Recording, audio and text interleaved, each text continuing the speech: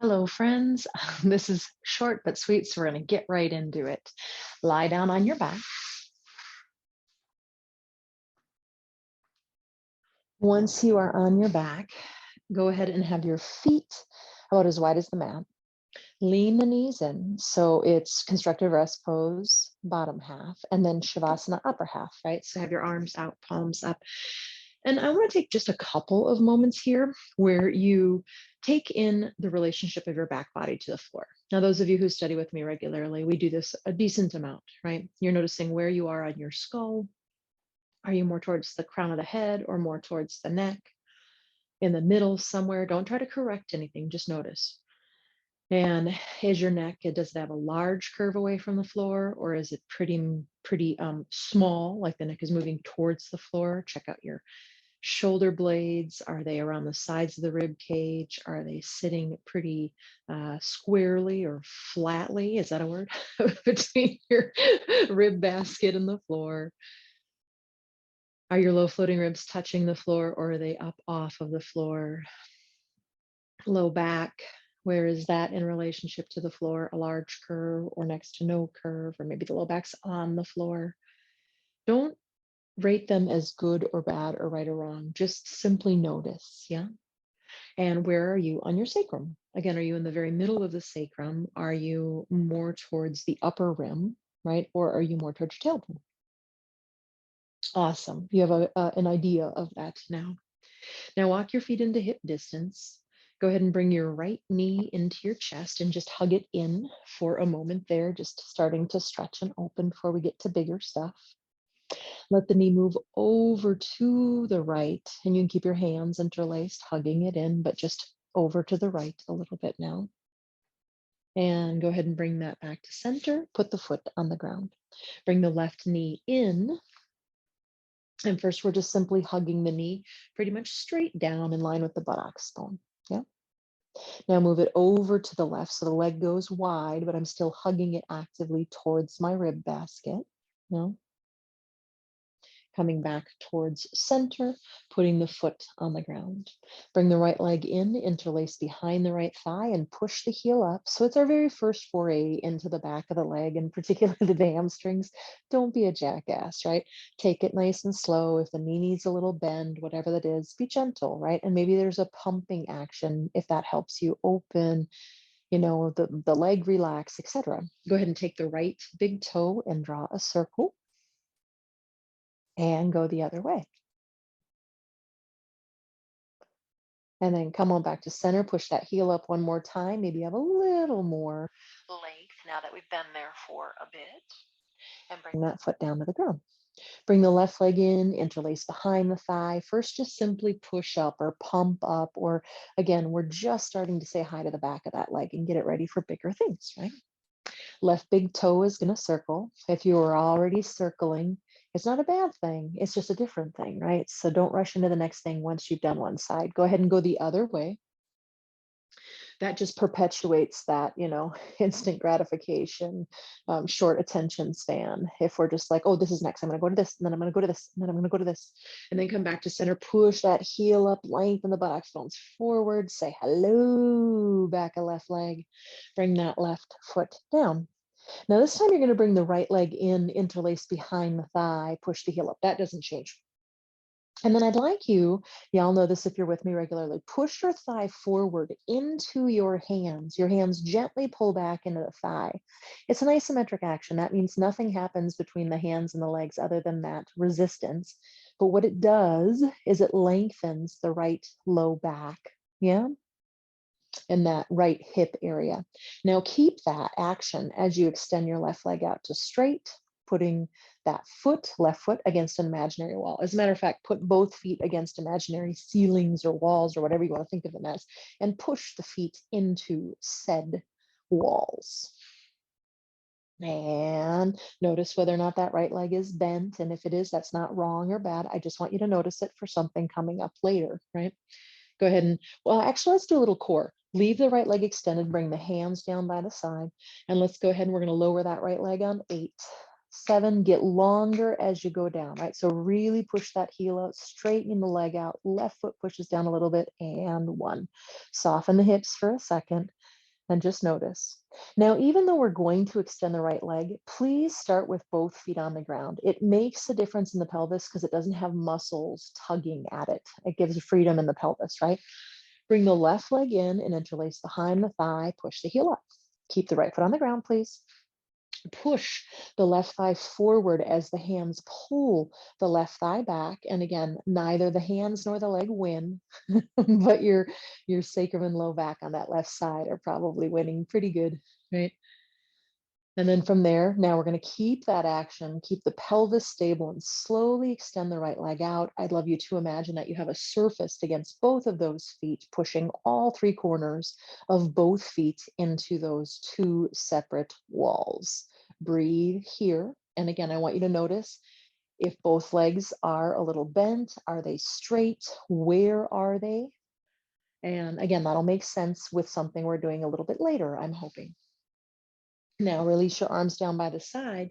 And again, as you lower that leg on 8, 7, I want you to really extend through that heel, get as long as you can while pushing the right heel and leg down, and soften everything for just a moment. Feet on the ground, feet wide, knees lean in, right? Take a second and get, a little adjusted. And then once you're there, just notice if your relationship with the back body has changed, back body against the floor has changed at all. And it might not have, it's not right or wrong. We're just noticing. Feet into hip distance. One more thing here on the ground. We're going to lift up and we're going to work 2 bridges. And these are for the upper back bends, right? So go ahead and roll up. Grab your edge of your mat on the first one, please, even if you can interlace. That's wonderful. That's great for you, but it's not about that right now. Grab the edges of your mat, try to rock your shoulders underneath you, right? There are things we can find with the mat's help.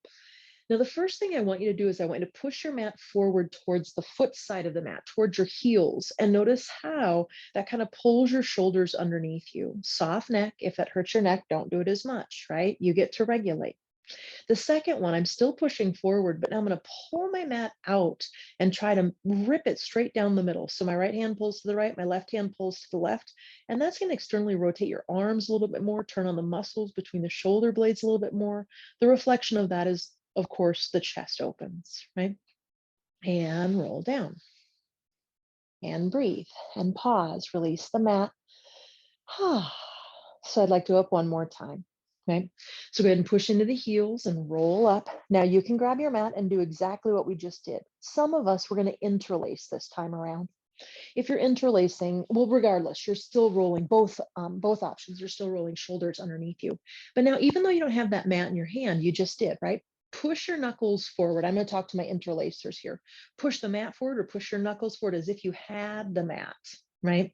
And then I want you to push your wrists out into an imaginary strap around your upper wrists, right? And as you push out, hopefully that does that same action we did when we pulled against the mat. Try not to look at the screen, looking straight up, keeping the neck neutral. Take another inhale into those beautiful lungs that are wide open right now. And roll down. Good morning. Roll over to your side, push the floor away, and come on up to hands and knees. Now you can pad your knees. We won't be here for real long, but I just happen to have 2 mats. I usually do pad, but I'm not going to today because I have 2 mats. From there, we're going to prep the wrists, right? So I want you to go ahead and first just simply have the hands a little further back than under the shoulders, and just go ahead and rock a little forward and a little bit back, right? So again, this is more about the wrist than anything else, or let it be if you don't mind. Now go ahead and you're going to turn your right hand out, fingers point to the outside edge of the mat, or as far as you can anyway, left hand, left fingers out to the left, and go ahead and rock a little forward and back. Again, you can place the hands a little forward or back. You can play with where it is for you, or you can get the shoulders out in front of the wrist just a little bit. And that might be your edge. You might just keep working there. Some of us, we're going to try to turn our fingertips back till they face our knees. And we're going to rock a little bit forward. And of course, the back part is the one on this side that's like, wow. Try to keep the heels of the hands down with this one. And then either kneeling or sitting back, whatever works for you. Actually, if you can tuck your toes under, let's just do a little bit of a foot stretch because we can. Go ahead and either just roll the wrists or shake them, whatever feels best for you in your body. You're not me, so don't do what I'm doing just because I'm doing that. One more. This time I want you to dive your hands. So you're on the backs of your hands with your fingers pointing towards your knees. And again, you'll notice my hands are quite close to my knees for this one. And then go ahead and rock back a little bit and forward a little bit and go ahead and move this direction. So we're just trying to get the other side of the forearm and of course the wrists. And go ahead and come out of that. Keep your toes curled under, sit back if you can. Of course, kneeling would be fine if that's better for you. Move your wrists. Downward facing dog. Go ahead and just make your way back there. Nothing too fancy this first round. If you feel like you want to pedal your feet or any of that kind of business, take a few moments and do that now. Pardon me while I take off my socks. I forgot I had them on. You know, it's supposedly spring, but it feels still a little cold here in the Midwest. And then come to stillness and work your downward dog if you were moving. Now, inhale the right leg up into the air behind you, square hip. I just want you to simply notice this is the same shape as when we were laying on our back with our hands interlaced around one. Yeah. Now bring that right foot forward between the hands. And we're going to toggle back and forth. With the inhale, you're going to reach the chest forward, look a little forward, and you're in the lunge with the bent knee. When you come up, right when you exhale, I should say, you're going to reach the hip back and that left heel drops towards the earth. Straighten the leg as much as you can. Inhale, chest forward, bending knee. Exhale, reaching that right hip back, straightening the legs as much as you can. One more time on the breath. And then go ahead and step back. Downward dog. Inhale, lift the left leg up. Again, square hip. Find the same work that we had when we were on our backs, interlacing around the thigh. And then step that left foot forward between the hands. And here we go on the breath. Inhale, chest forward. Exhale, straighten legs as much as you can. Inhale, chest forward, bent knee. Exhale, round. One more time, inhale. And exhale. And then just go ahead and transfer that back to downward facing dog. Okay. Now from there, walk your hands back to your feet. Be at the back of your mat, hands on the shins, reaching the chest forward, coming halfway up, pause. Hands on the hips, elbows up, come the rest of the way up, long spine. Now we're going to do pyramid pose, and we're going to try to do it with reverse namaste behind us. That's not available for everyone, so you know I've got options, right? Let's get the hands set up first. You'll end up on the top of your mat facing the short edge is where you're going to end up in a second, so you can head that way. I'm going to stay facing you for a second. So you have three options. You're going to bring your arms behind you, and let's all go through each of them, yeah, until we get the one that we're like, ooh, I'm not going further than this. I'll start with the gentlest. The knuckles come together.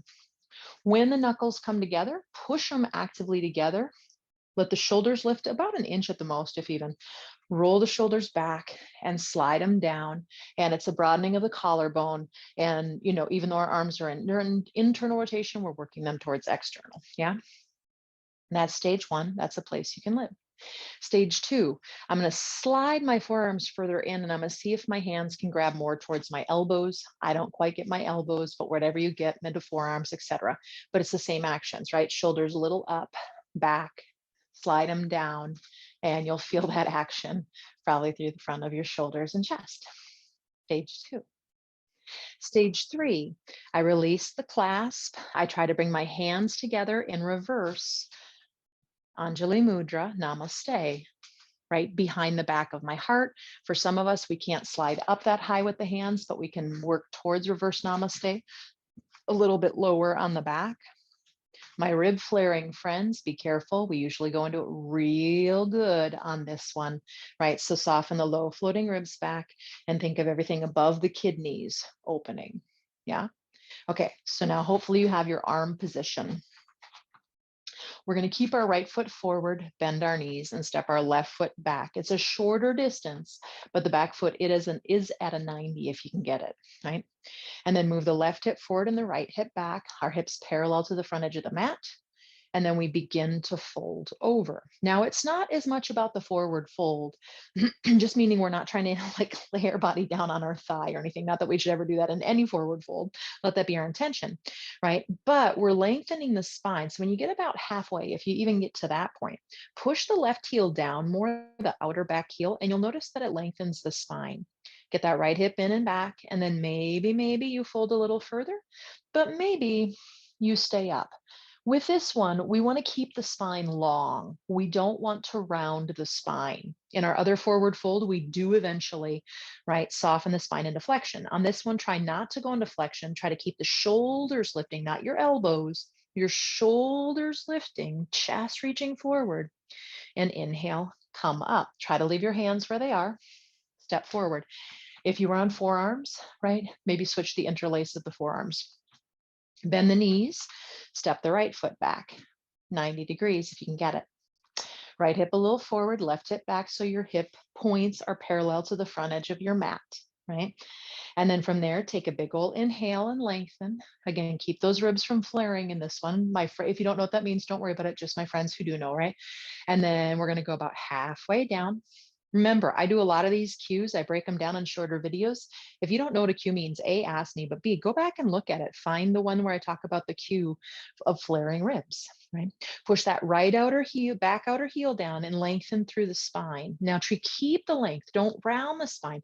But if you can forward fold, keeping the spine long, that's all yours. Now, as I go down, my hands are on my back and I can feel my low to mid back wanting to round up into my hands. That's flexion. I'm moving against flexion. So I'm not going to go lower, even though technically I could, and to other people, it might not look like I'm in flexion, right?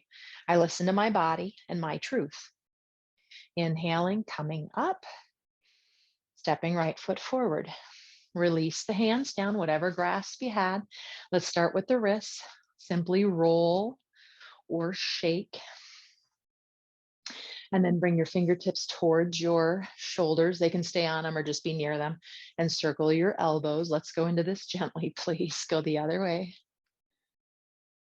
And then if you want to do that full arm extension, let's do one arm at a time and be kind instead of trying to like force big motions here. We just did a pretty big one. And then go into the crawl, one arm at a time. I think I'm going to go to the YMCA tomorrow and get in the pool and swim. So excited. Let the arms come across the body. Just swing them if you can. Right arm would be on top one time, left arm the other if you can find that for yourself. And then just straight up like you're going to pat yourself on the back because you're so awesome. And then leave the arms up. And just for a finish, we're going to do a lymphatic shake.